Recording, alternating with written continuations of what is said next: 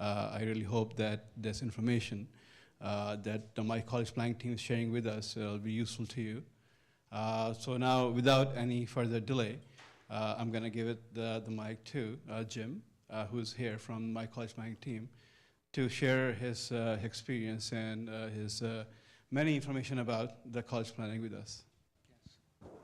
Thank you. Thanks for coming out. I hope that we got a lot of really good information for you, because the whole idea is to have you pay the least you can for college. And anybody that hasn't gotten a form, please come and get a booklet.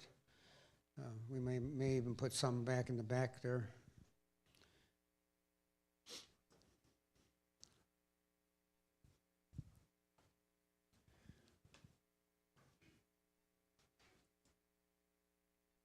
Okay, great. Okay, the purpose for giving these talks is we want to help you pay the least you can for college. Do you know why it's a good idea to pay the least you can for college? It's a little bit of money, and it's one of the biggest expenses you're going to have. So we're going to make sure that you know the rules. There's rules and there's strategies, and some of the strategies look like they're not correct, but they are. And we're going to show you. Now, when we're talking to the students, we have two different pieces of this puzzle. One is the financial side. Everybody thinks it's the financial, and everybody thinks, oh, if it's not the financial, what else is important? The other thing that's important is you got to get the best college, the right college. And at first, you got to get the right college. The reason is because if you're going to spend $100,000 or more over that 4-year period, you want to make sure you have the right college. And what do you think happens if you don't get the right college? You're going to pay 1.5 times that. That's not good. So that's why we're here. The other thing is this is a much more involved situation than you might think. So I'm going to go through it. If you have a question, go ahead and ask it. Well, I'll stay after for as many questions as you want to ask, okay?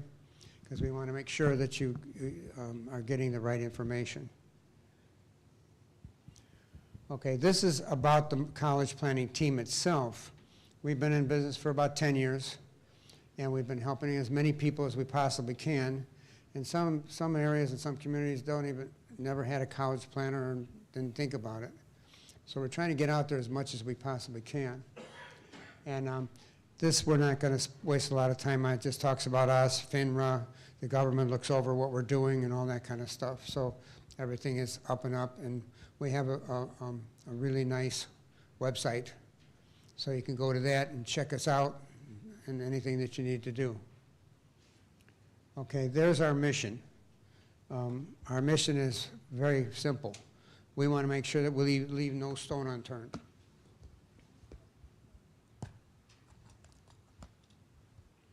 I'm going to have to put these on or I won't be able to see what I'm talking about. Okay.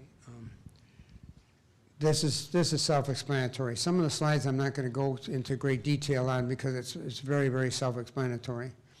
And please don't be bashful if you haven't got one of these. Come up and get it, even while I'm talking, okay? But sure. I should probably try to leave some of those back there, I guess. Okay, the bottom one says to get the best fit college. Again, that's very important, and we're going to show you why in a few minutes. This is our agenda. We're going to talk about how the college pricing works. And by the way, the sticker price, forget it. Forget the sticker price. Just like in life, everything is negotiable.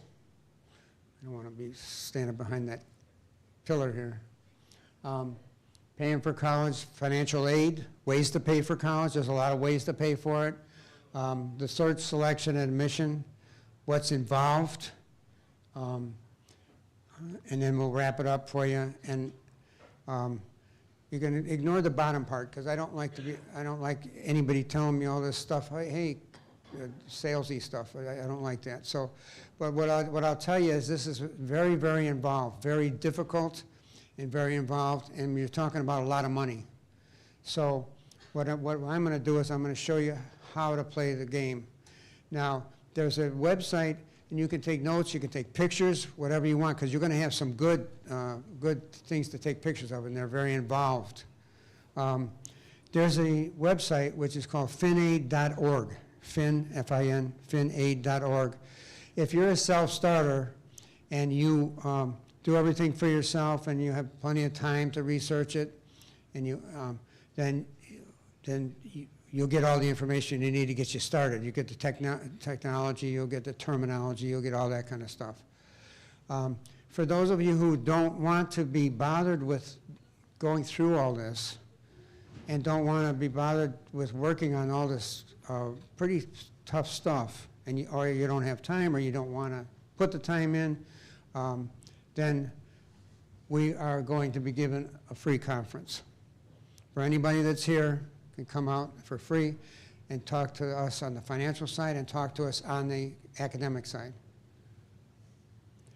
Okay, almost 90% of the people think college is a good idea.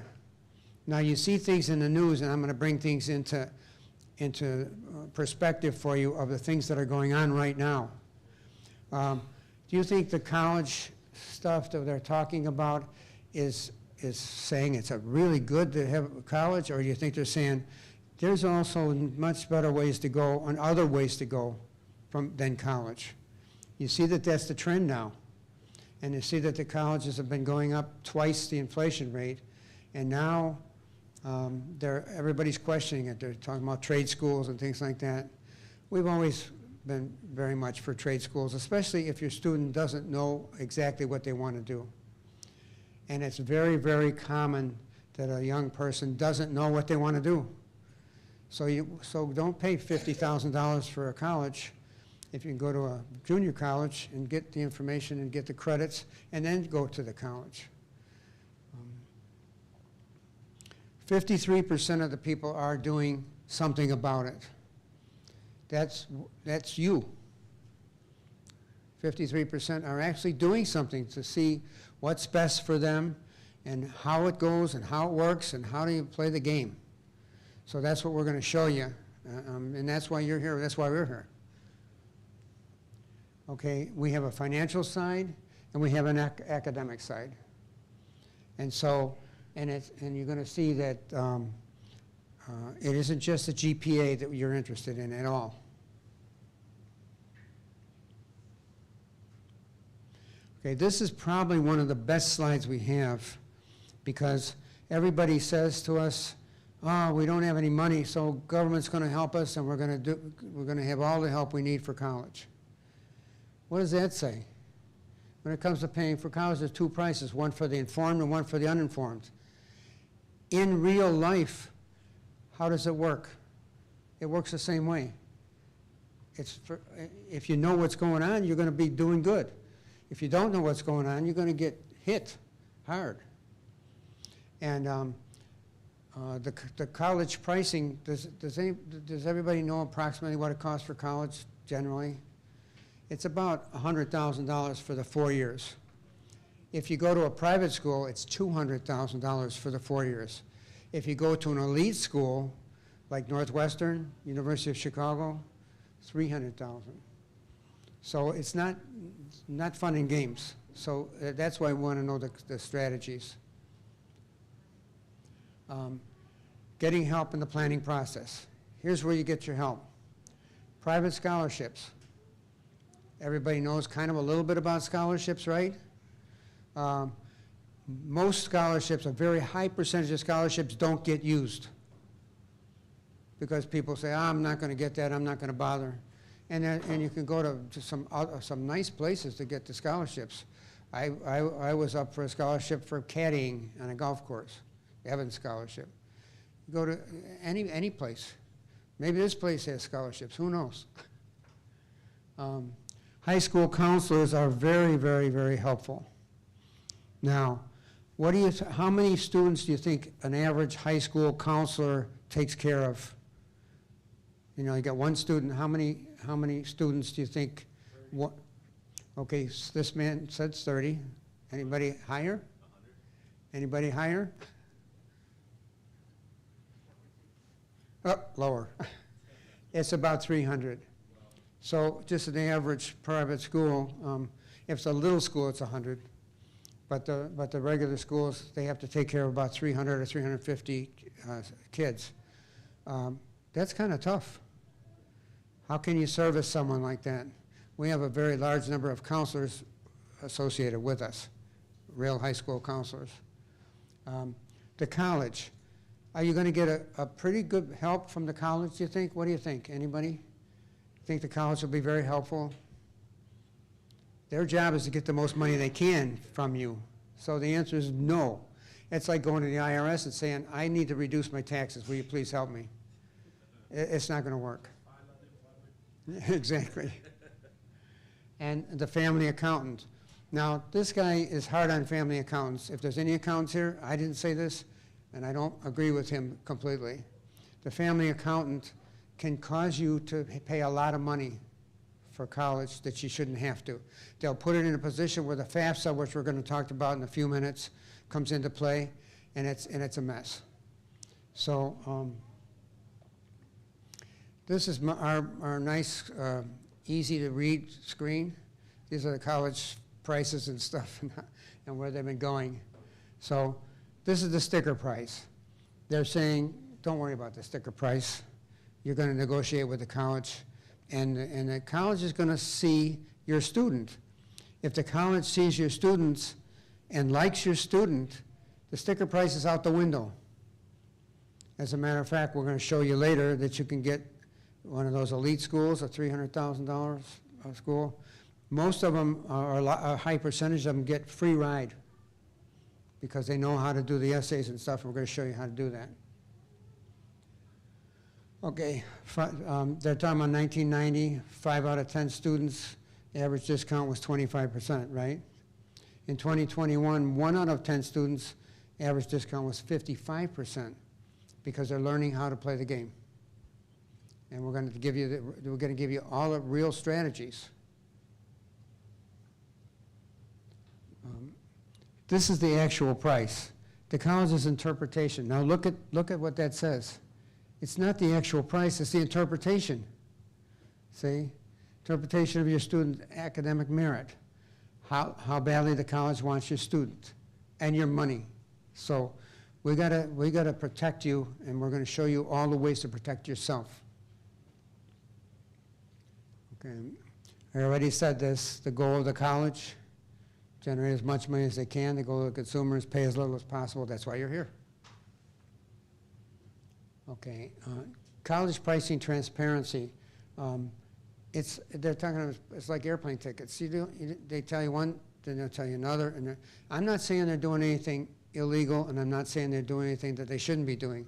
I'm saying that the college price, you have to ask them. They'll tell you. They've got stuff on their websites and stuff, and they're very helpful. But you have to ask. Okay, how are you going to pay for college? Everybody should be asking themselves that question, especially if you didn't do planning for the last 15 years to put the money away. It's pretty tough. Use your current income. I met a young man back here. He said he's independently wealthy, and he's going to pay with his income every year. Dip into your retirement savings. And we're going to have this a little interactive if it's okay with you. You think that's a good idea to dip into your retirement savings? We have an obligation to show you how not to dip into your retirement savings. And now, I'm going to give you your first number. Your income, when you fill out the FAFSA, does anybody not know what a FAFSA is? Okay, it's a form that you have to fill out with the government that tells you how much you have to pay for college. It's a mess right now. And it's a real mess. As a matter of fact, we didn't even have the FAFSA until December, and it's supposed to be, do you know when the FAFSA usually is available and usually was being filled out, what date? October 1st. They're lucky if they get it February this year. So The first number I'm going to give you a lot of numbers, but this is one that's important. 47% of your income is counted against you on the FAFSA. So that's a biggie. We don't want to increase your income under any circumstances. Use your college savings account. Someone said they would like me to mention 529 plans. How many of you have 529 plans? Okay, a good number. 529 is a blessing and a curse. It's a blessing because if you use it for higher education, as you know, it's tax-free. The gain is tax-free. And there are a couple of them that went under a couple of years ago because they were mismanaged and they're investing in the stock market. That's a disadvantage. The college will count a 529 against you, and this is one of the things that I don't like about what happens with the government. They penalize you for doing something for yourself. I don't like that. Now, the 529, if it's owned by the parent, 5.64% against you. So if you have $100,000 in there, you pay $5,400 and something extra for college. So the 529 is a good idea, but it's not the best thing to use. There's other things that we can use along with a 529. Borrow as much as it takes. Is there anybody in here that doesn't like to borrow?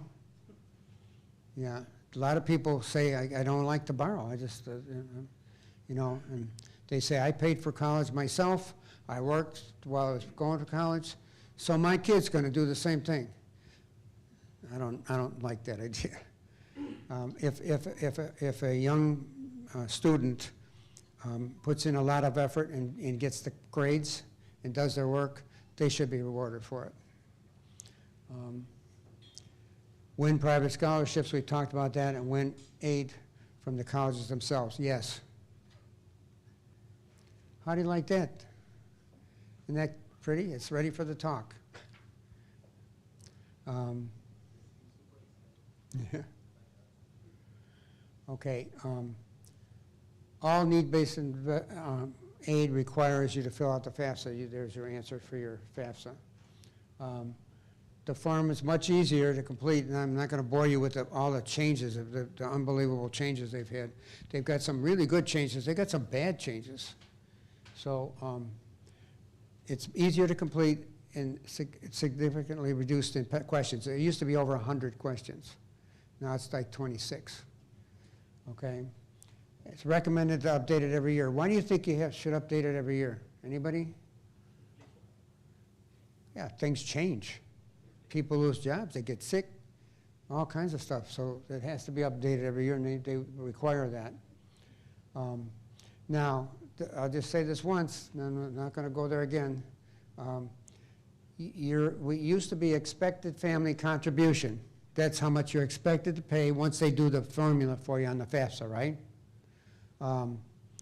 Guess what? The government says, that's too harsh. People are going to be afraid, and they're not going to like the sound of that. So we had to change it to SAI, Student Aid Index. I don't care how you slice it, it's how much you have to reach in your pocket and pay.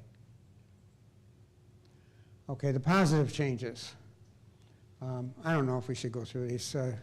Well, maybe it'll help. Untaxed income doesn't count against you.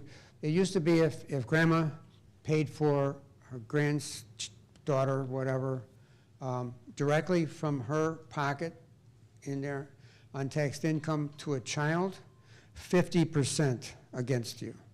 If grandma paid $10,000, you pay $5,000 more to the college. This is just a matter of being informed. Just like I said, you got to know these things.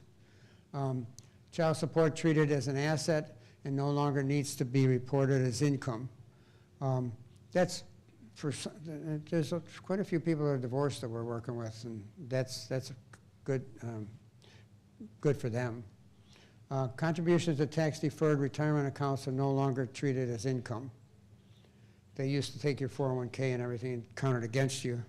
Now those are tax-deferred retirement plans. No student income assessment for contributions from outside the immediate family household, and more Pell Grants.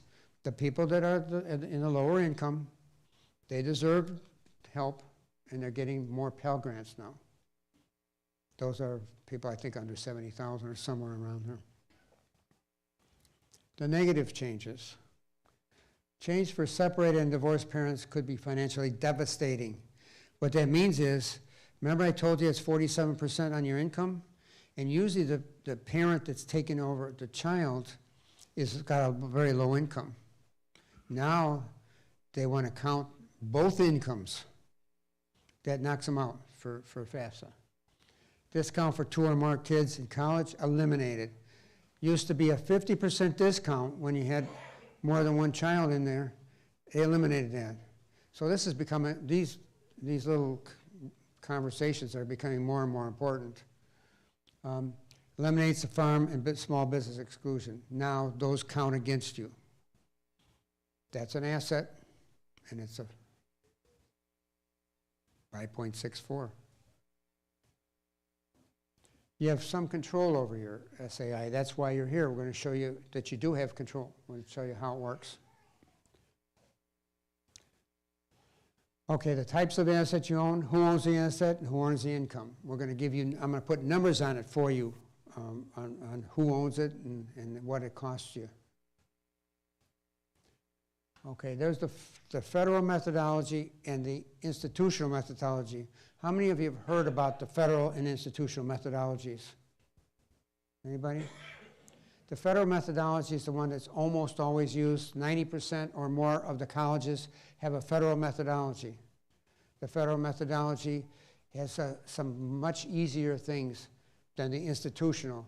The institutional is there for the elite schools.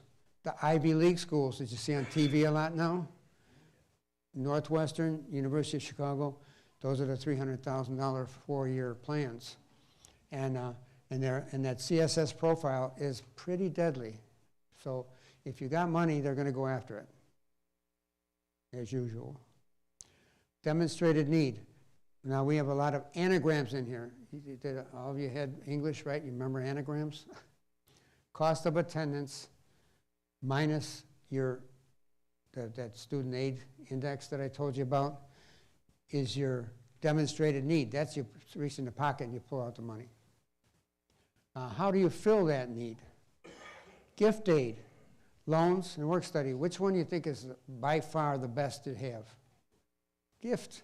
Gift aid means you get it and it's a gift. You don't give back a gift, at least unless it's something you don't like. Okay. Federal methodology. Now, this is what I was talking about if you want to take any pictures or something, because this is a little complicated. It does not consider untaxed income, like we said. Does not count contributions from grandparents, which is that untaxed income thing gave you. Does not assess home equity. That's big. Now we just uncovered a strategy. It doesn't see home equity. Interesting. Does not assess sibling assets. It doesn't count, that means brothers and sisters and your student all get counted against. It doesn't count that. So that's good. And it has a student income allowance, I think it's about $9,000 now. They can make up to $9,000 and before they get assessed. Now the highest penalty thing that I could tell you about is the student's earnings. If they go over 9,000, it's 50% penalty. So you got to watch out that you can't let them make too much. Institutional methodology. Now, of those ones I just went through are about 90% of the colleges. Like I said, there's 4,000 colleges, whatever, and there's only 10% are these. But you should know about these if you got a really, really smart student. It may assess the custodial, which will knock you out. Home equity is counted most of the time. Sibling assets are counted. They count the brothers and sisters' money and the students that's going right now. Business is assessed, but at a lower rate. And money sent from a family member outside may be assessed. So where they weren't counting it before, now they're counting it. Or they could, so you got to be careful. There's a lot of pitfalls that you could fall into with this if you don't know what's going on. That's why the uninformed are the ones that pay the least for college, for sure. Okay, there's a lot of strategies out there that you can use, but this is mostly for business owners. You can't tell your employer, hold my money and give it to me next year. You know, stuff like that. You can't do it. By the way, with stock markets sat there sleeping for 3 years. You know, you all know that, right? And now it came back to about where it was 3 years ago, and everybody's real happy. I don't know why. But anyway, don't take capital gains on your, don't take the income on your, sell your stocks. You got to sit on them because you're going to increase it, and that's a 47%, remember? Postpone bonuses. Charitable contributions, that's a little bit confusing to people.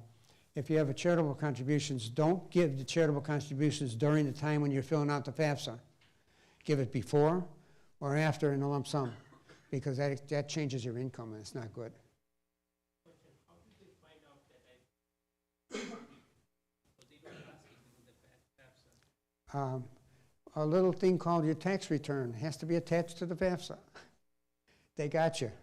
You can't, you know, we were always telling people, be careful, don't cheat, don't, you know, we know none of you would ever cheat, but don't fudge the thing, because they audit it more than they do the income taxes. But guess what? Now we don't have to say that. You have to put the income taxes on the, so you're done. Whatever is happening, when you fill out the FAFSA, the curtain comes down on everything that you have. We got to get you before you do the FAFSA and get you moving things around. Perfectly legal. Okay, this is the one I told you about the accountants. Now, the reason I leave that on there, even though I don't like the fact that he was harsh with accountants, I learned my lesson because I was given a talk, and I said, you know, this is Calvin Chaney, who wrote the Bible on this stuff, is the guy that did it, you know. And then I said, I'm not saying this, that's what he said. Now, I have to let you know about this because there's something called a Uniform Gift to Minors Act, where you give the money to your kid and pay less taxes. I don't know, does anybody have one of those? Those are complicated. And if you do something with that, you got to be careful, because that's your kid's money. And you can't just tell them, get that out of there, it's going to cost me 20% for having that child asset sitting there. I had one lady that I was talking to, with the ladies here could understand this. I said, you've got to get cooperation from your child and get it into your 5.64 bucket, not in their 20% bucket. You can ask them to put the money in your account. You can put it in your account and hold it for them. She said, I brought him into this world, I can take him out. So she wasn't afraid at all for getting cooperation. Okay, now this is important stuff. These are the assessable assets. Assessable assets mean that those are going to be assessed against you. Savings, cash, CDs, money market, checking accounts, anything you got. It's hard to hide from that one. And those are all, again, 5.64 if it's yours, if you're a parent asset. Stock and stock mutual funds, if they're not in a retirement plan, they count against you, all of them. Bonds, I don't know how many of you remember municipal bonds. They're coming back now because the taxes are going to be going out of whack.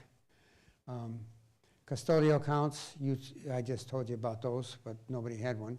529s and covered L's. Covered L's another college planning a way to defer taxes on your money. Vacation homes, rental properties, and trusts all count against you. Non-assessable assets, these are the good guys, okay? Retirement accounts are not assessable.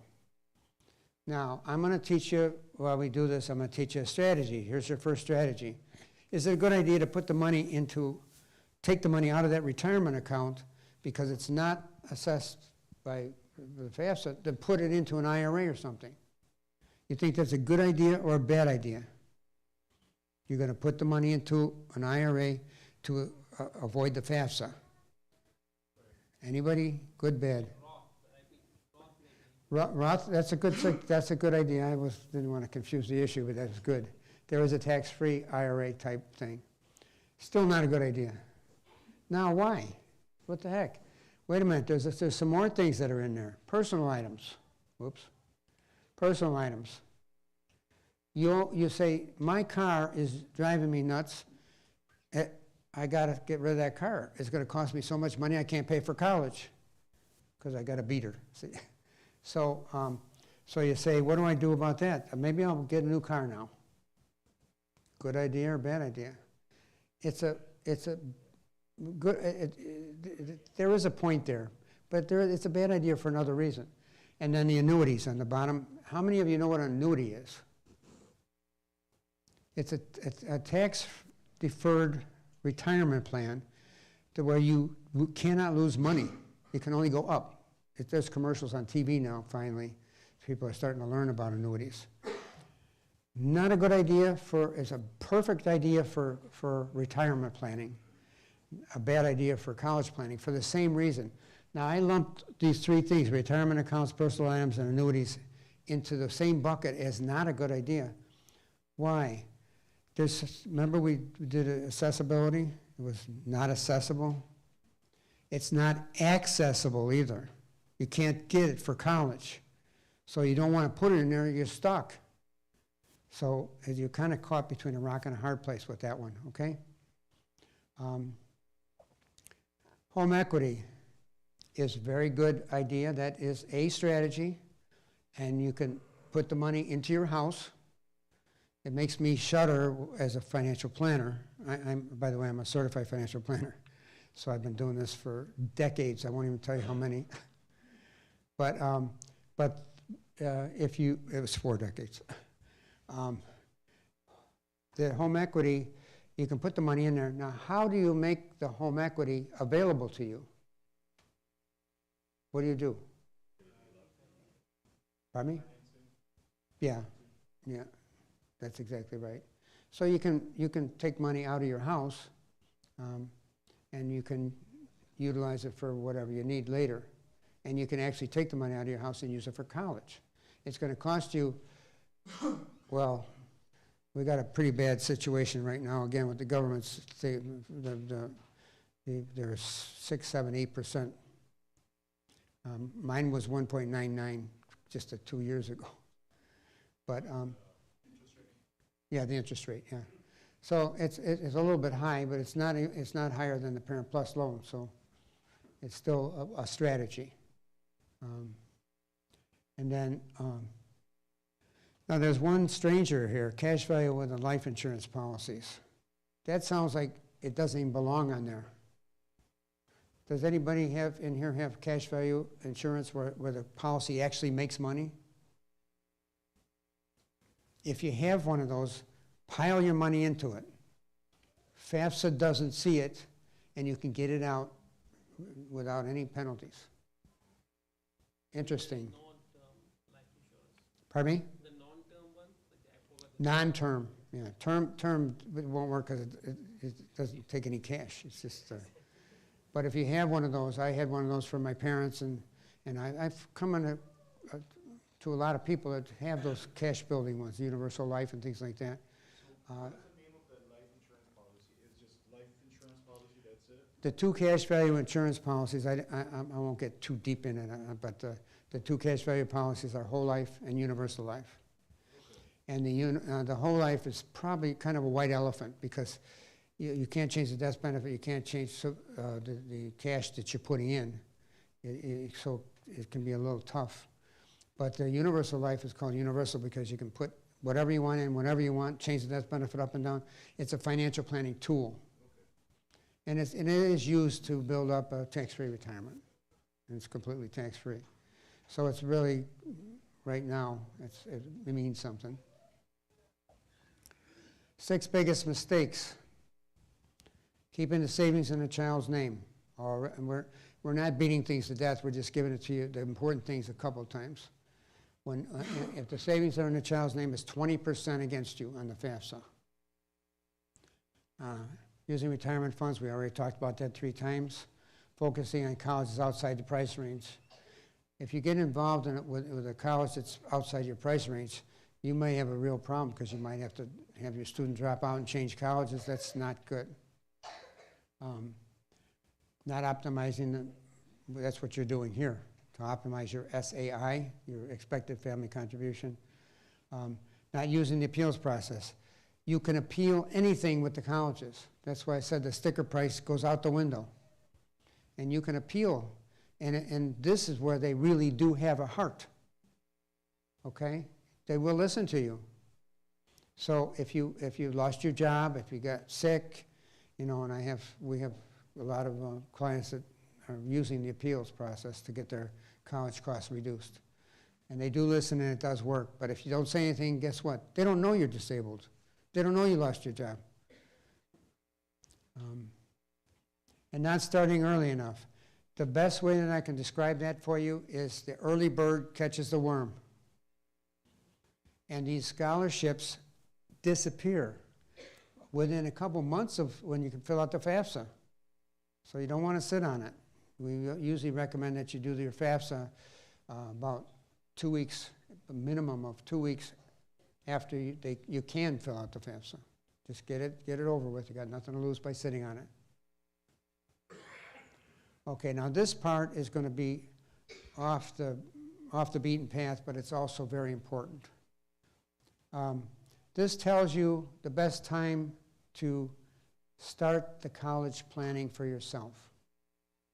This is the grade of your student. You see 9th or 10th grade. It doesn't say 10th, 11th or 12th grade, does it? We got to have time to do this. Now the financial side, what I do, it's even worse. When do you, and some of you I already told this, but when do you think that you should start putting money away for college? When? How many years back? Oh boy, everybody knows this already. Holy cow. Yeah, we advise when you're thinking of having your children. But we need a lot of time, is what I'm saying. How do you get this out of those 529s and out of all these other places that they're going to assess if you don't do it over a long period of time? Okay, finding the right fit college. Now this is the other side now. This is the academic side. And like I said, if you need help with this, we'll be more than happy to help you anytime you want. And we help you on, because you're here, we help you on the academic side and the financial side. Okay? First, research the student. Why do you research the student, I wonder? It's the student that's going to be in that school, and the student's going to complain and want to drop out if you don't get the right school for him. So it doesn't matter if you want that bumper sticker or something on your car. It doesn't matter. You know, it doesn't matter if it's real warm in the summer and the winter, right?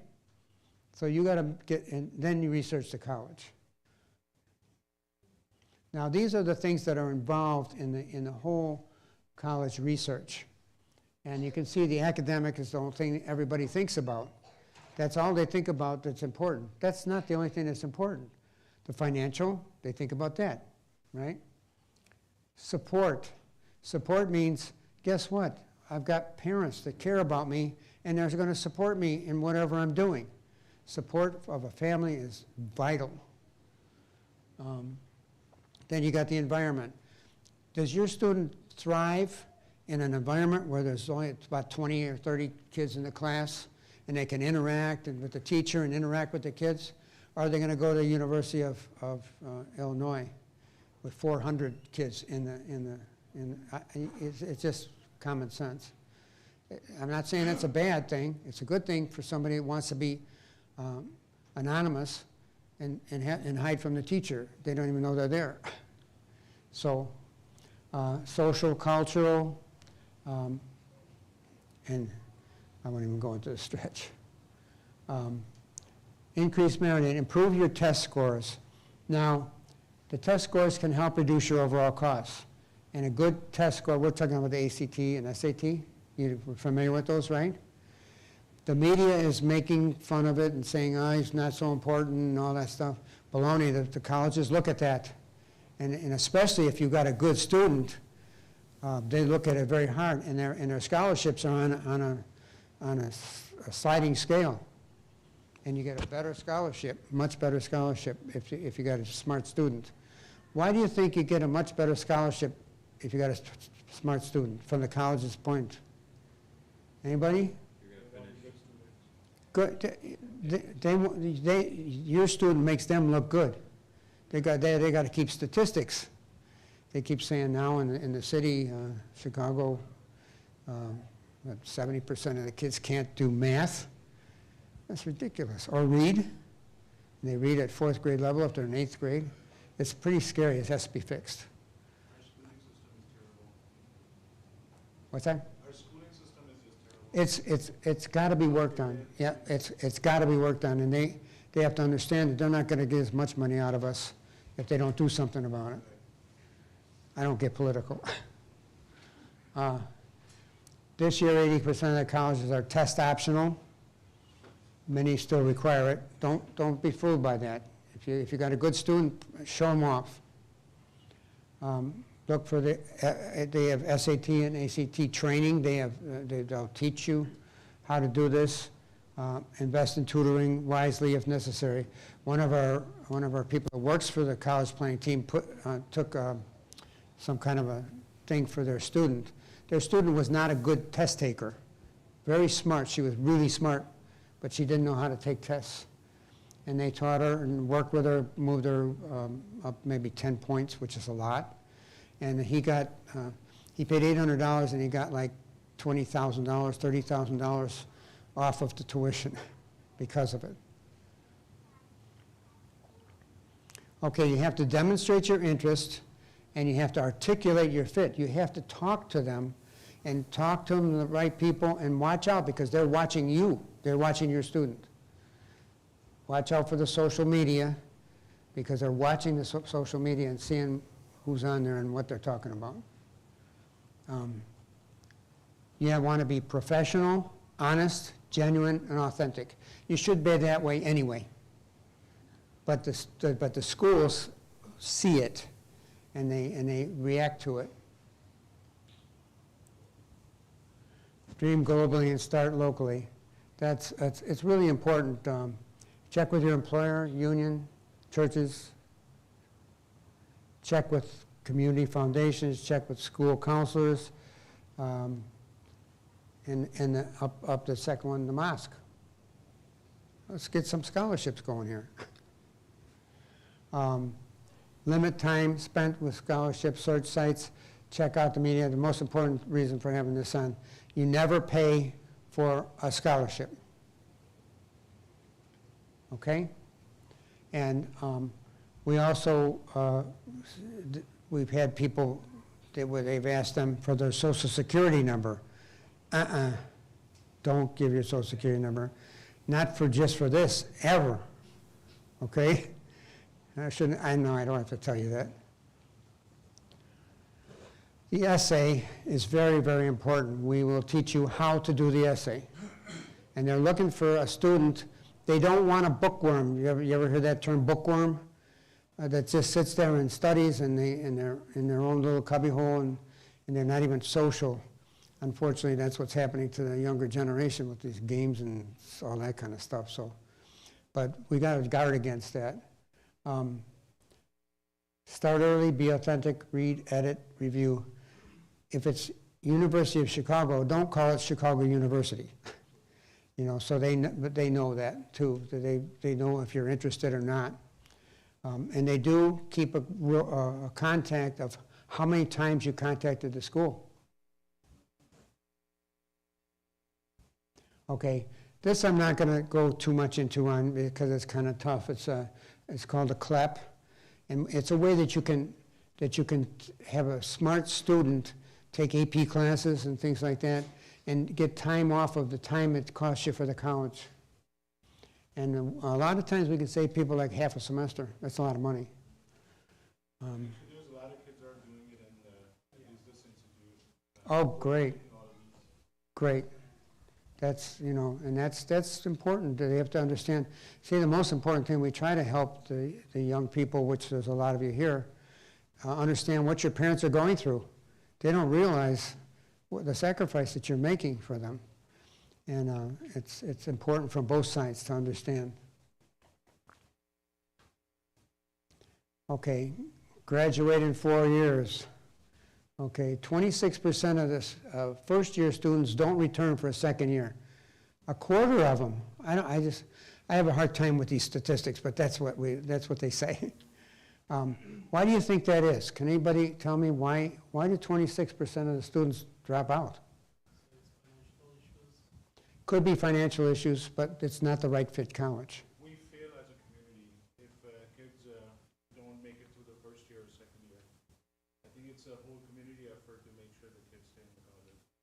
I agree with that 100%. That's beautiful. It's perfect. And the thing is, sometimes the problem that we have with a young person, if it's not going well, is the parent has to be the alpha. The same as a dog. I hate to use that analogy, but I don't know if you've seen The Dog Whisperer, but he always talks about the reason your dog is biting everybody is he doesn't know who the boss is. So sometimes a young person doesn't understand, they don't have all the experience and things like that, and we got to help them. Not that they're bad, they're great, but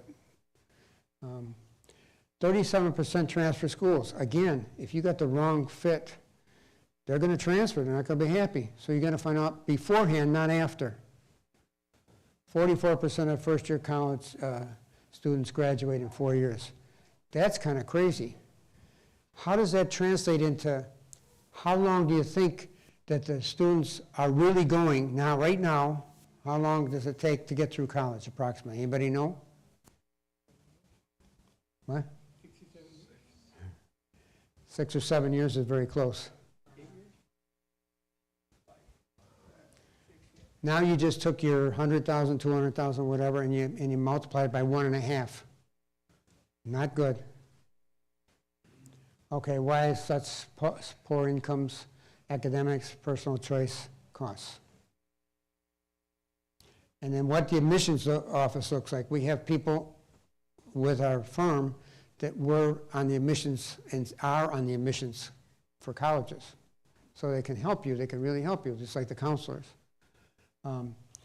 Obviously, motivation, experience, and achievement, and that's your character. That's what they're looking for. They're not looking for just a dud.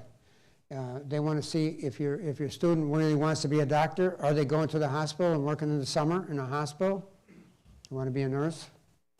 You know, what are they doing? So they look at that too, and it's important to them. So if you, in other words, if you, so go ahead. One question around that is like, you know, if you're looking at your character, a lot of kids these days now they have social media presence, right? They have accounts on Facebook, Yes. Instagram, things like that. Yes. Do those also get looked at by them to kind of? They look at it, but they're almost always the negative. Right. Because they're saying this person is spending all their time on that, and that's what's going to happen in school, so they make a judgment against a young person. That's not good. Yeah. But social media, they've picked up a couple of things on social media and used it against the family. Yeah. So you got to be careful. Nothing's private anymore. Okay, a college search well done. Understand what fits. Thorough research, strong application, and choosing wisely. The strong application and all strong essay is very important. You need to be taught how to do the essay and what they're looking for. But that's the way it works. Okay, I'll get that free thing off of there. Okay, if you would be so kind as to take your booklet out. On the left-hand side, it's got the picture of all the people, the kids and stuff for college. Now we're going to see what you learned, because you're going to see what a college planning thing looks like when you get it from the college. So if you go to the back of that, you'll see a couple of different colleges. The first one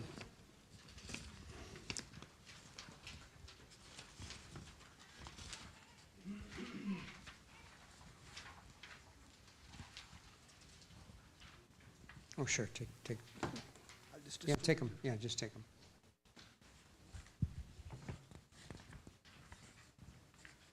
Now we'll see how we did on your understanding of things. Now, if you decide that you want more help, and you want to, you'll see we're going to hand out a form that's, you can tell the folks here and our folks how I did. It's a rating thing. It's on the back of the right-hand side. But on the bottom of it, it gives you the opportunity to sign up to see us for your free interview if you choose to. If you don't put your name down there and your number, we won't contact you. Okay, look at Augustana College. You get, one of the things that you get is 3 of these college reports that your student names as their first 3 choices. Now you see on Augustana, it says a lot of different things.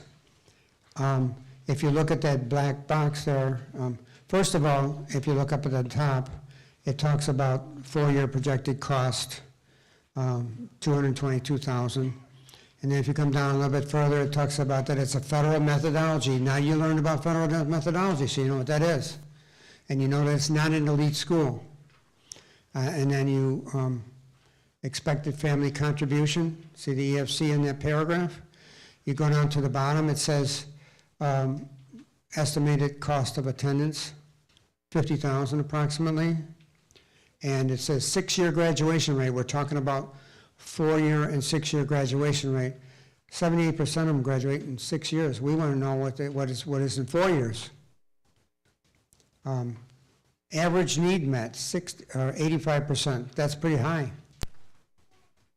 Gift aid, 71%. Not bad, but now you know what it is. And it comes from, and they have to give you these reports if you ask for them. So your total family contribution was $14,000. Financial aid eligibility was $35,000, and then gift aid $24,000. So this is really important for you to know before you get involved in a school. You want to see what their averages are, and they have to report them accurately. If you go to the next page, you'll see University of Chicago. I'm sorry, Colorado, Boulder. $51,000, almost the same exact cost as the other one. Well, are they different or are they not? Average need met, 92%. Now you're starting to pull out the things that you need to make the decision of which college to go to. And this is really important. Federal methodology, gift aid, 41%. Holy cow, that's a lot lower than the other school. So now what the heck is going on? And then you got your expected family contribution at $8,000. Now the reason it says before and after is usually if we work with somebody and their expected family contribution is about $20,000, we can lower that substantially just by these kind of moves before you fill out the FAFSA. Now we're going to look at Northwestern. Northwestern is, everybody's afraid of it. The sticker price on Northwestern is $300,000. And everybody says, I'm not going to be able to send my kid to that school. That's crazy.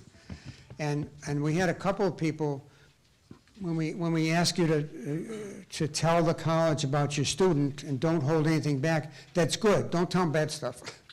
Tell them all the good stuff. But we had one school, she had a 3.5 out of 4, which is excellent.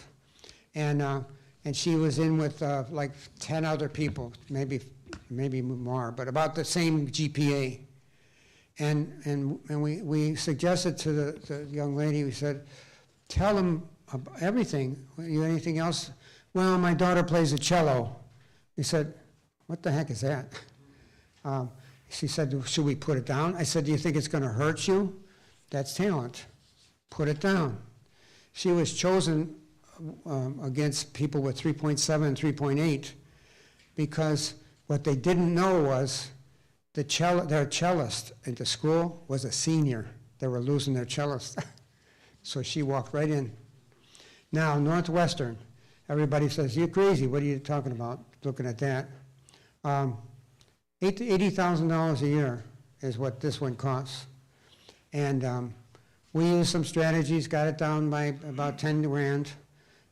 But if you take a look at the pie chart, which is a really good way to get this across, look at that pie chart.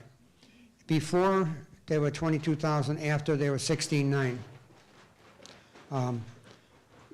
Financial aid eligibility was high, but look at those numbers on that. It's almost a full ride. Why did this student get almost a full ride? They were very desirable for the school, and the school is willing to pay for a talented student. Just that simple. So don't knock this out just because it's out of your sticker price. Because if you look on the bottom, all the way on the very bottom, they paid $17,000 a year instead of 24, and they were paying 24 for a $50,000 a year college, and they're paying 17 for $80,000. So you see what I mean about don't take the sticker price, and make sure that you learn how to do the college visitations too. I'll ask you one more question, and then we'll fill out the evaluation form so it doesn't get too late. Who do you think is going to be the best person to talk to about the college? The fancy guy that's all dressed up pretty, that's the salesperson for the college, the young man that's going to be, or young lady that's going to be giving you the tour? How about one of the counselors at the school or one of the teachers at the school? Pretty good, yeah, and the counselor especially if they're really not working for the college, right? Or how about a couple of students that are sitting at a table eating? There's where you're going to get the real skinny. Ask them, this is terrible, this cafeteria is terrible, it stinks. The dorm life is not good, or the dorm life is great. How about your department? You want to be an engineer. What do you think about the engineering department? Oh, they're too hard, they're way over our head, and yeah, they're pretty darn good. They just make sure we get everything we need. So you can see from a common sense standpoint, now you know enough to be dangerous to the college planning. So hopefully you'll remember these things. And now, the folks here would like to know if you enjoyed what you saw or if you think you learned something. And there's on the right-hand side, there's an evaluation sheet. So if you'd be so kind as to fill that out, and we're always trying to improve what we're doing too, so we do value your feedback. And like I said before, we weren't, I've got some pens if you want some. Yeah. But if you would like to be seen for your free conferences, you get 2 of them. Just put it down on the bottom of that sheet. You see that sheet? It gives you a chance to put your name and stuff down there. See where it says, if you answered yes to the above. Now, if you put your name down there, we'll take care of you. We'll run you through everything. We'll see the proper people for you, and we'll do a really nice job for you. If not, if you don't put your name down, we won't bother you. We won't contact you. You won't be contacted unless you put the information down under yes. And one thing we would ask you to do is, along with your email, because of the fact that sometimes people they write like they do in school. Can't read it.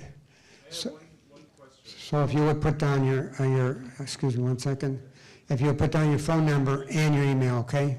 So we make sure to contact you. Yes, your question. All right, going back to the assets, rental Yeah. properties, if you have a business and you transfer everything under your business name, including your cars, your rental properties, and would this still count against you, like as your own assets, even though it's under this separate entity? Does it go in your tax return? Yes. Yes. What about the? But it's reduced. It's not a real huge. I mean, it's reduced quite a bit from the regular. Okay. It's a complicated formula, but this is businesses and farms this year are counted, period. Most of us, you know, whoever have rental property, the reason why they don't pay it off because they want the tax deduction on the interest. Of course. Pay off on it. Of course. Would that be better if you take the money from your savings and pay off the property? Even though you lose on the write-off on the interest? But That's a good, he's got a good question. He says, if you own a property, you want to get the tax deductions, should you pay it off? Remember, the FAFSA doesn't see money that's in your house, Right, absolutely. so you put it in your house. Even though if it's a separate entity, LLC or? It doesn't matter. Okay. Yeah, it doesn't matter. And most of the time, you don't want to ruin your liquidity. We want to put the money into something that you can still, remember, it's still accessible. You want to put it into something that's accessible and leave your tax deductions alone.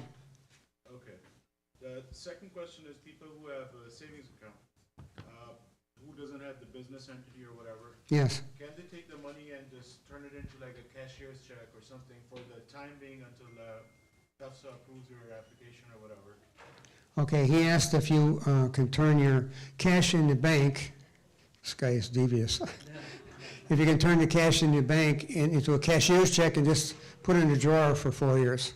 Well, yeah, No, or whatever you think, you know, would be equivalent to that, because obviously you want the application to go through.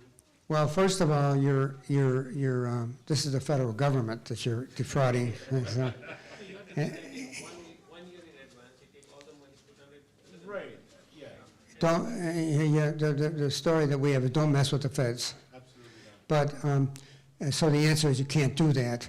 And because what they asked you was any cash, which is a cashier's check is considered cash, it was on that, it was the first thing on there, bank accounts, you know, so you're actually lying. Now, would you get caught? That's what a lot of people say, yeah, I might not get caught. Why not put it into something that they don't see? Then you can earn interest on it. Huh? Well, that doesn't help you, because now your equity, it's your equity in the property that they go after. So if you put the money in there, it's your equity, so put it into one of those other things, like I showed you, The life insurance. where you can't, they don't see it. It's perfectly legal, Any other questions while you're filling out those things?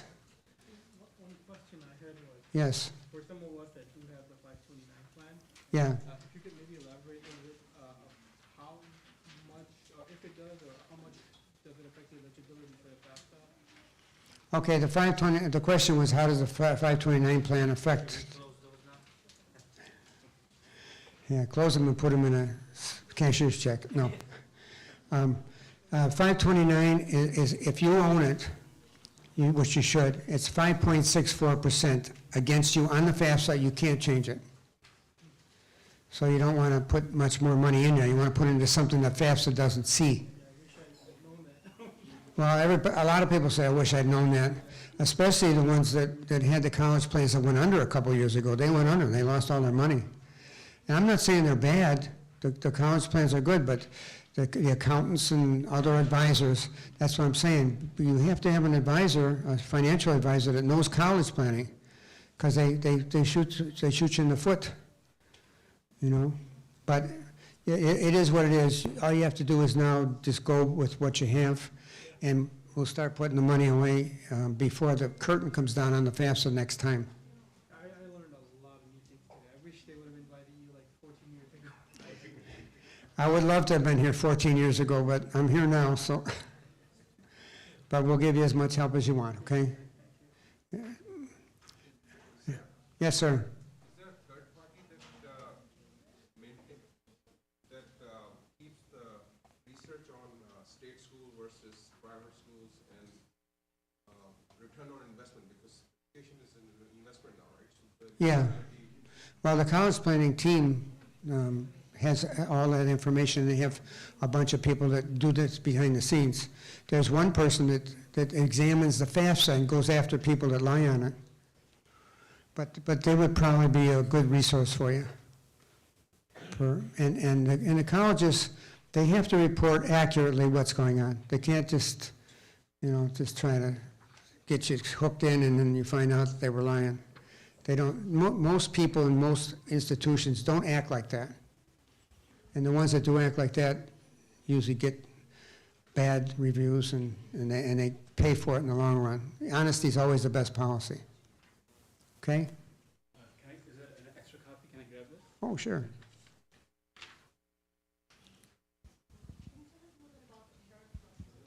Oh, I'm sorry. Thank you very much. Parent Plus loan.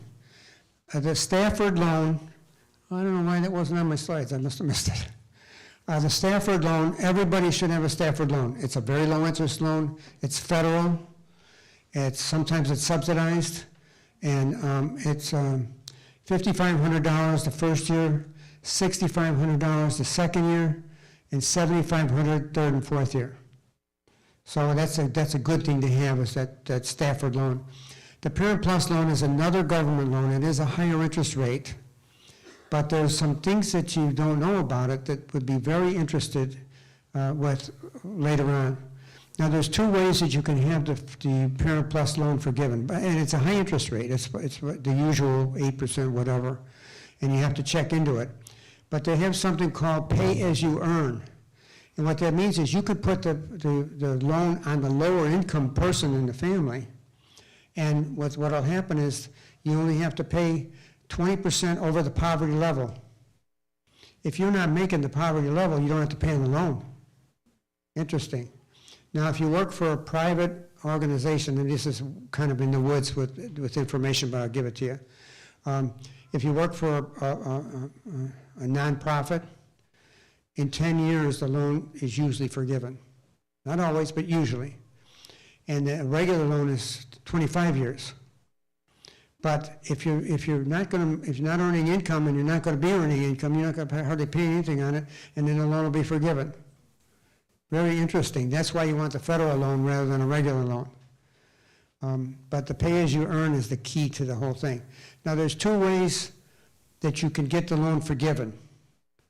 Okay? I don't recommend either one. Total disability or death. So I definitely don't recommend that.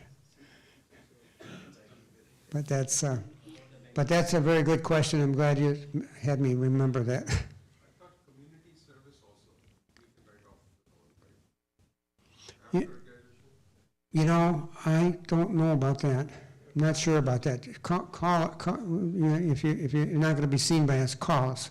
They'll give you the information. We have people that are in that field, you know. But I didn't think community service. I don't remember any community service being brought up. It's nonprofit. I thought during Obama years, some underserved area you served in that. Who's Obama? That was too long ago. You may be right. Go ahead and call us. They got people. We got people who know everything. Any other questions? So student loans after graduation, can they be refinanced to a lower interest rate? They can, yes, they definitely can. As a matter of fact, you have to consolidate those loans after everything is done. You have to consolidate the loans to get the pay as you earn. So. When did the interest pay? When do you start paying interest? Yeah. Okay, that's a good question. I believe, unless they've changed it, they have to after they graduate. I don't know how many days or how many. I think you have to start paying on it after they graduate. But the interest rate starts from day one. You pay after. But and that's a good point. Be careful, because the interest is the clock is ticking on that. Right. And after 6 months of graduation, then you have to start paying. Then after 6 months of after graduation, you have to start paying on it. But it's already got the interest from 4 years. It's not the end of the world. If you don't have the money to do it, don't stress. You know, a lot of the things that you can do from a financial planning point of view, you can make a lot more on your money than they're paying for that interest, if you do it right. Yes, sir. So the students who have taken the dual credits and APS credits and stuff, Yes. which is basically the community college in the neighborhood who has administrated it, would they get affected for the financial aid when you move to one of the brand name colleges like Who get affected? The student? Credits, you know, because obviously they were administered by the community colleges in the neighborhood. Yeah. And when they go to regular college, of course, now we're skipping after your session, you know, we're not even thinking community college. Right. So those credits, obviously you're graduating hopefully in 3.5 years now. Yes. And how would that like overall affect the financial aid, you know, because obviously when they calculate it, they're calculating it based on like every year. It's different, I don't know how to kind of like. Yeah, that's a good. My question around it. No, that's a good, I understand what you're trying to get at. You have to check that out with the people that actually do that at our place. And again, you can call anytime you want, you don't have to be seen. But just find out, because I don't think it has much effect on the college that you go to, the four-year college. That doesn't really affect that much at all. The credits are credit if you go with a community college or with like top-line colleges, it's gonna be the next. No, it's different, dual versus APS.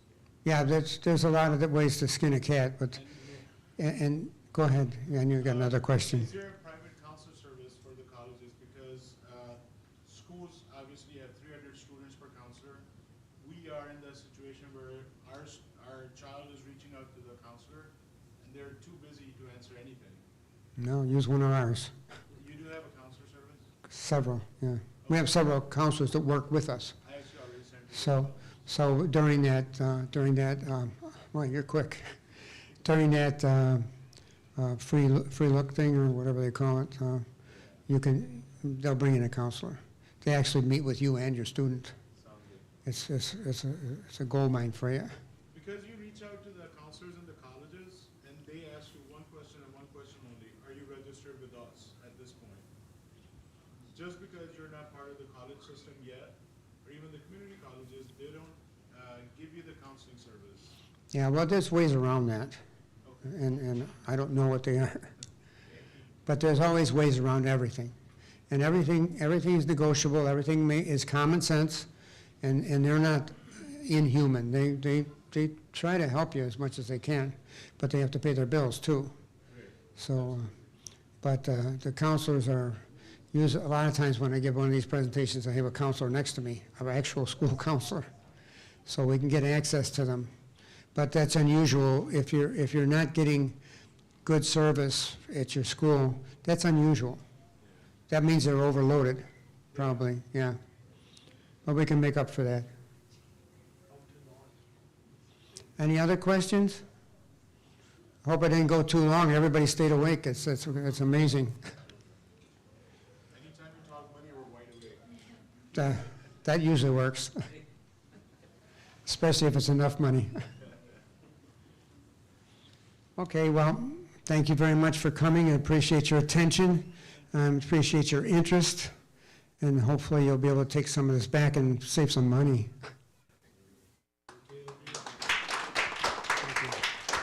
Thank you. Thank you, Jim. I hope the information was useful to you. It was very useful to me as well, though. A couple of quick announcements. We do have the White Hostel program that's going to start right now, right about now. So if you'd like to stay, you're welcome to stay for the program. We also have some light snacks as well, some chai, some coffee, some light snacks. So if you like, please make your way over there, then you can lead the way. Thank you all for coming.